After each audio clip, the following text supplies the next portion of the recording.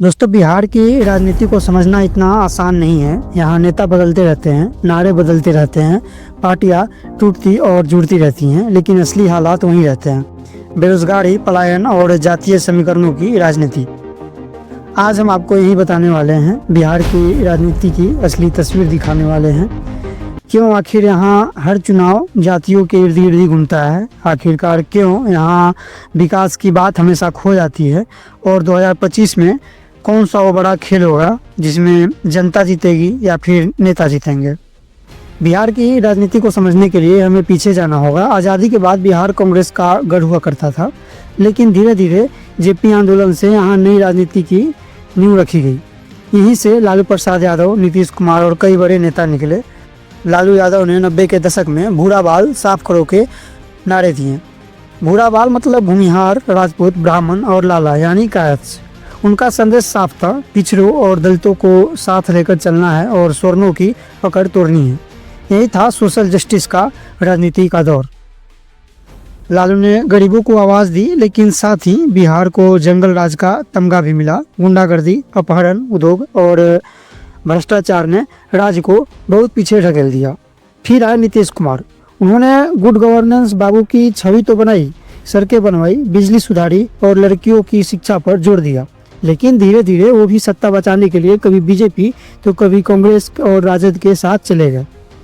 लोग कहते हैं कि नीतीश कुमार बिहार की राजनीति के सबसे बड़े पलटू राम हैं।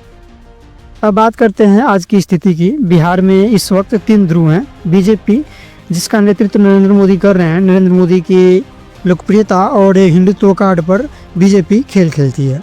राजद, कांग्रेस और लेफ्ट जातीय समीकरण और एमवाई समीकरण के वोट बैंक पर निर्भर है।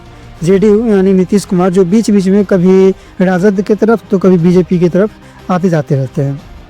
बीजेपी का जोर है कि वो मोदी के नाम पर चुनाव जीतेगी। राजद का दावा है कि उनके पास यादव और मुसलमानों का पक्का वोट बैंक है। नीतीश कुमार है जिनका कहना है कि किंग भी मैं और किंग मेकर भी मैं। लेकिन सच ये है कि जनता परेशान है। बेरोजगारी इतनी है कि लाखों लोग रोज दिल्ली, पंजाब, गुजरात और महाराष्ट्र में मजदूरी करने जाते हैं। आज भी बिहार का सबसे बड़ा एक्सपोर्ट मजदूर ही है। बिहार के हर चुनाव में 2 चीज़ें सबसे अहम रहती हैं, जाति और गठबंधन। जाति के गणित में यादव 14% है, मुस्लिम 17% है, कुर्मी 3 से 4% और कुशवाहा 8 से 9%। दलित और महादलित करीब 18% है। वहीं स्वर्णों की संख्या 15% के आसपास है।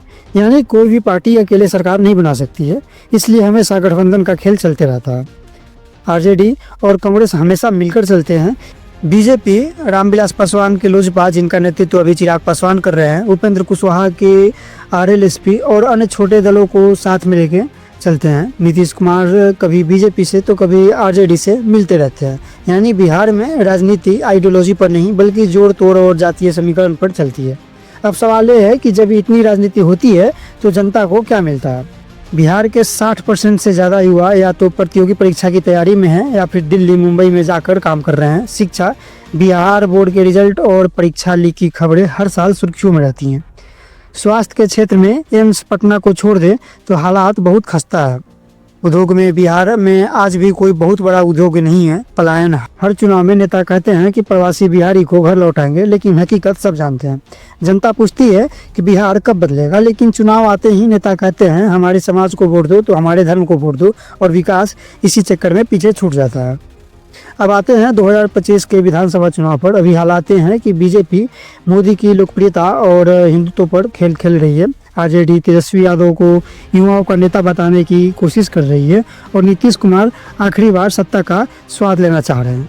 लेकिन असली सवाल यह है कि क्या बिहार में फिर वही जातीय राजनीति चलेगी या फिर जनता विकास और रोजगार के नाम पर वोट देगी? कई विशेषज्ञ मानते हैं कि इस बार बिहार के युवा बहुत बड़ी फैक्टर बन सकते हैं। अगर उन्होंने जाति की बजाय मुद्दों को चुना तो राजनीति की तस्वीर बदल सकती है। लेकिन अगर वहीं परंपरागत जातीय खेल चलते रहा तो नतीजे वहीं आएंगे। नेता बदलेंगे लेकिन हालात नहीं बदल सकता। दोस्तों, बिहार की राजनीति का असली सच यही है। यहाँ पॉलिटिक्स ऑफ कास्ट सबसे बड़ी ताकत है। नेता जानते हैं कि अगर उन्होंने अपनी जाति का वोट बैंक पकड़ लिया तो आधी लड़ाई तो ही जीत जाएंगे, इसलिए वो जानबूझकर असली मुद्दों को पीछे छोड़ देते हैं। जनता भी मजबूरी में वही खेल खेलती है। अगर हमारी जाति वाला जीतेगा तो कम से कम हमें फायदा तो देगा, लेकिन ऐसा कुछ होता नहीं है। हकीकत तो ये है कि 30 साल से ये सिस्टम चला आ रहा है और फायदा सिर्फ नेताओं को हुआ है। तो दोस्तों, ये है बिहार की असली राजनीति। यहाँ सत्ता जाति से तय होती है, ना कि विकास से। नेता बदल जाते हैं लेकिन सिस्टम वही रहता है। बेरोजगारी, शिक्षा, स्वास्थ्य और पलायन सब वैसे ही रहते हैं।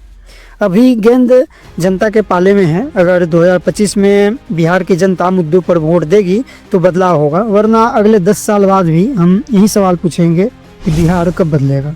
आपको क्या लगता है कि 2025 में बिहार की राजनीति बदल पाएगी या नहीं? अपनी राय हमें कमेंट में ज़रूर बताएं। अगर वीडियो अच्छा हो लगा हो तो लाइक करें, शेयर करें और चैनल को सब्सक्राइब करना ना भूलें। मिलते हैं अगले वीडियो में, तब तक के लिए धन्यवाद।